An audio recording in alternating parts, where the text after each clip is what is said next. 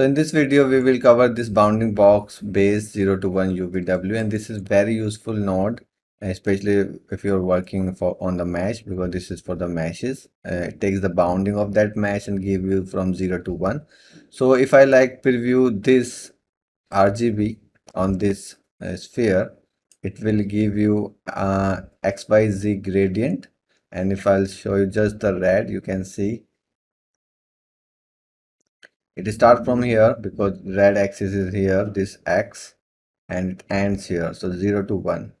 And it doesn't matter which mesh you are using, it will give you the 0 to 1 exact. So your mesh can be smaller or bigger, but it will give you the same value.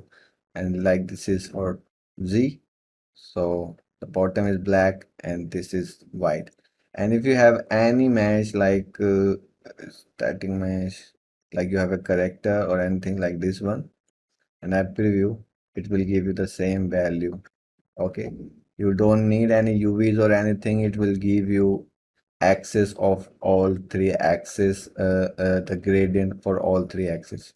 So like if you have this and you want to dissolve it, and like you have a step node and you want to cut it out, and this is like your step, and I just connect it here and connect the opacity and take the like any color for here, and I'll make this two-sided, and this should be opacity mask and this should be masked. You can switch between these three axes, like if I take a lerp, and this is for R and G, and this is make a parameter RG switch.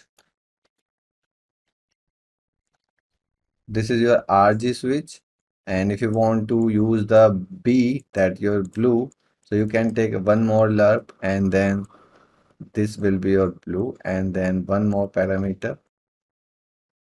So this will be your RG2B.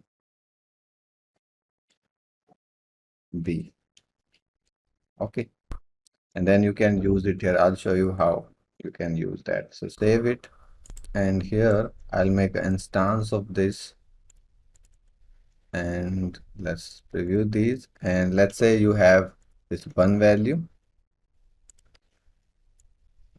So you can see now I can dissolve this character from top to bottom because I have axis of my B. And if you make that B 0, now you have this RG switch, so it taking this axis, this green axis, and if I make this one also 0, it is taking the red axis. So I have all three axes to dissolve perfectly, and I know that I need to just make this value from 0 to 1. That's it. You don't need to figure out, okay, the mesh size is different, so what value I need here to erode it properly. Okay, so this give you just 0 to 1, and it is very useful node. Okay, so I think you got it. It just have four options. This is combined, and these are separate, and you can use each for your like bounding box. Okay, so that's it for this node. I hope you liked it. Thanks for watching. Keep learning. Bye bye.